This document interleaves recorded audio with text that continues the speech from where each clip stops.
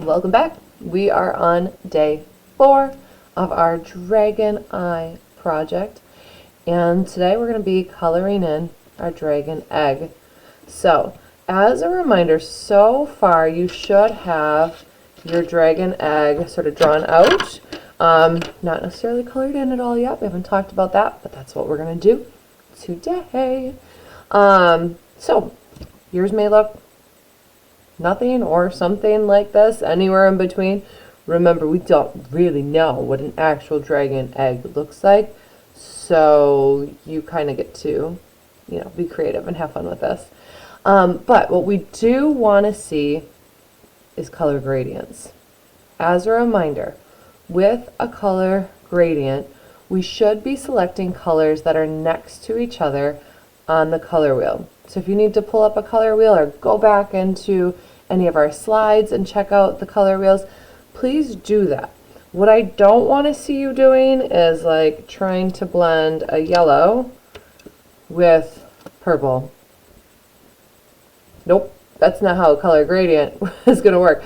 We want, if you're going to do yellow to purple, you're going to need a bunch in between. We might go yellow, then to a darker yellow, to an orange, to a red, and then I don't really have much of a magenta here, but then the red would be next to the purple, right? So making sure that it's kind of like that natural progress versus like trying to make things that are across from each other or far apart on the color wheel, trying to make those come together. We'll need to have those, all the shades in between if you're going to be doing something like that, okay? So I kind of decided I'm going to start with some of my warm tones on here. Not to say that I'm not going to do cool tones, but I am going to start with the warmer ones. And I think I'm going to start, oh man, it's always so hard to decide because there's so many beautiful colors. I think I am going to do a yellow to orange. Do I want a peach in there too? No, I don't want that in there. So I suggest doing this, by the way. Take out your pencils. I know that in the box you can probably see like the tops of them. I want you to be able to see like all of them so you can kind of see the colors next to each other. Even if your color pencils aren't these exact ones, I want you to be able to see like this is what these colors look like next to each other. I think that it's really helpful as you're kind of planning this out. So maybe then I go to this one and this, and maybe I come in with like a pink. Ooh, and then do I want to go purple? Yeah, I think I like how that looks. Okay, so I'm going to set these off to the side. Not a bad idea to kind of group your color pencils, warm versus cool. Not to say you can't bridge that gap. Like you can definitely do like yellow, then green, then blue in a color gradient because those are next to each other, right? And the color wheel. And those are warm and cool colors together. So you can definitely do that, but sometimes it's just nice to have them all kind of in the same place. Or even like this, right? Purple would be a cool color, but it's still, if I make it all the way from yellow, orange, reds, and then kind of more into the magentas and purples, there is that flow from warm to cool. So that also works. Okay, so what I'm going to suggest that you do is kind of look at each thing as like its own section, kind of like we did when we were shading. So think of it that way. I think I really want to just do these, I don't know, the circles first, the bumps, I guess. I'm going to have them be lightest. I'm going to do like a radial gradient. So I know sometimes we kind of do like a linear gradient where it goes like, this color, then this color, then this color, then this color, and then we blend them. I'm going to go this color, then this color, then this color. So like imagine if you were to throw a rock into water and you get like those ripples, those concentric circles. That's what I'm doing here. So I just want to show you, you don't have to do like linear gradients. All right. So now I'm bringing in some of this more like, almost like a mustardy yellow. And you'll notice too, I'm not pushing hard to start with. I'm going to start soft, and then I can always build and add more as we go. So now my orange is next to that sort of dandelion orange. Feel free to, if you need to turn your paper to get a better angle. That works.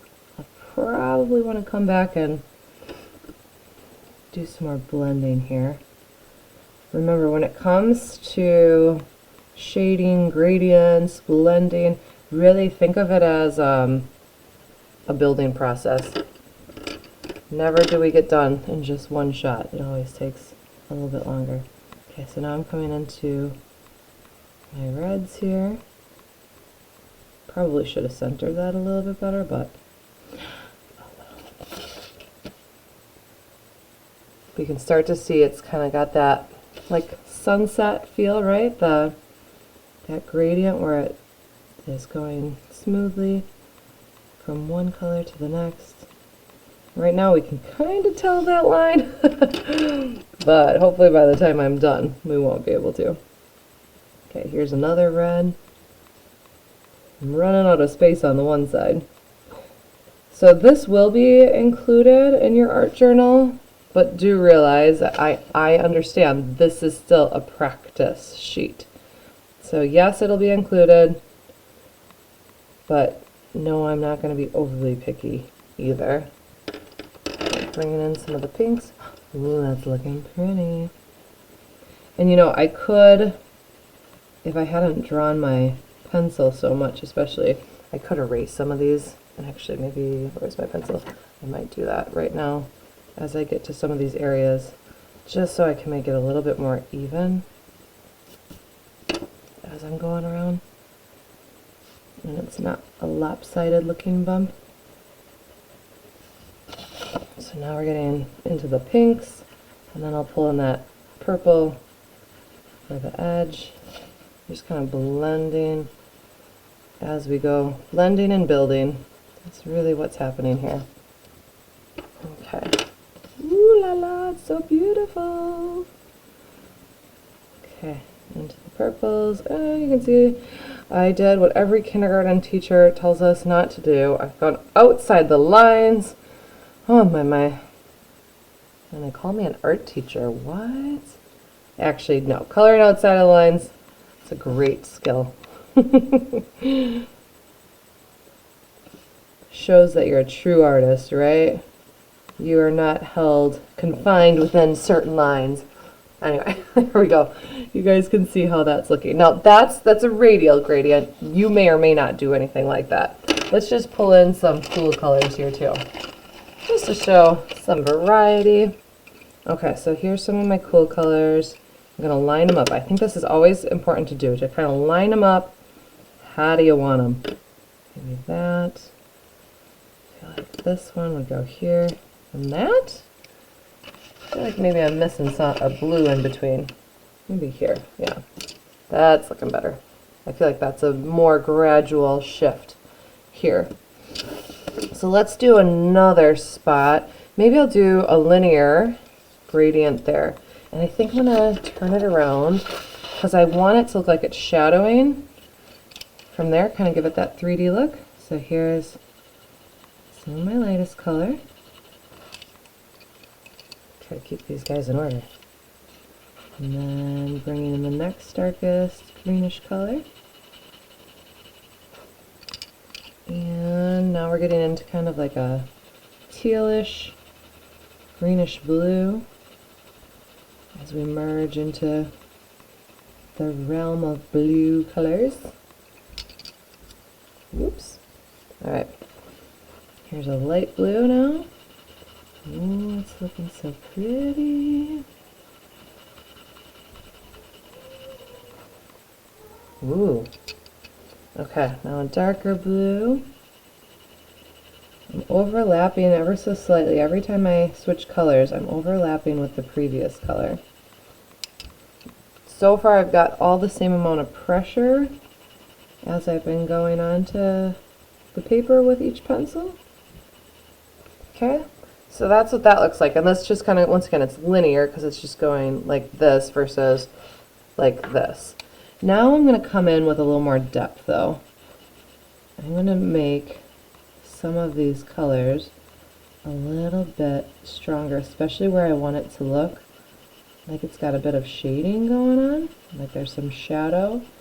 It's going to make it look more three-dimensional by doing that, especially as I get going and there's more of them that look like that. Alright, so remember, shading, gradients, all that, it's a building process. Don't expect for it to all look perfect after your first pass with each color. Yay, okay. I might still come back in and blend up here a little bit more. Okay, I'm going to show that with one more here. Right. What one came next? This one. If you've got a little bit more workspace where you can actually have them in order, that could be helpful. So I would kind of pick, you know, pick what color scheme and what you're planning on doing with each section and start going with it.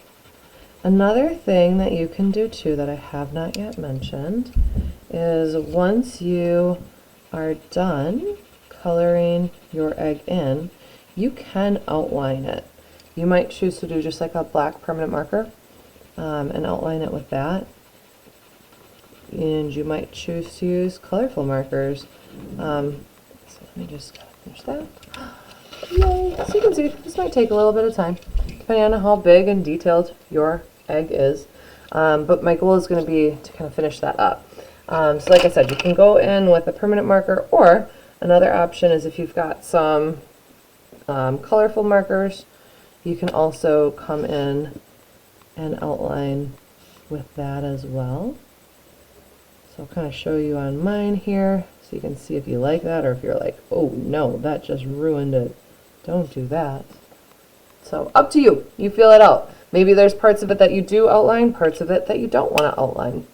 Also, up to you. Could be different colors, could be your black permanent marker. Have fun with this. Feel free to get creative.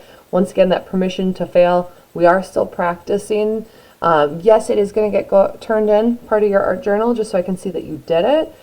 But I also want to see that you did it because I want to see that you were practicing, you know, different color combinations. So once again, as long as you're kind of going around the color wheel in an order that goes like this, ooh, or an order like, ooh, and you're not going, doot, doot, doot, you know, like all over the place, within each area anyway, that's what I'm looking for. All right, so I hope that you have fun with this. Don't forget, if you finish and you still have not yet quite finished with your Eye of the Dragon practice sheet, the oil pastel one, you can work on that as well. As soon as you are done with this, let's photograph that right away. Okay, let's photograph it, get it into your art journal, just so in case something should happen, you know, we've got it, it's safe, it's okay. And I can't wait to see how they turn out.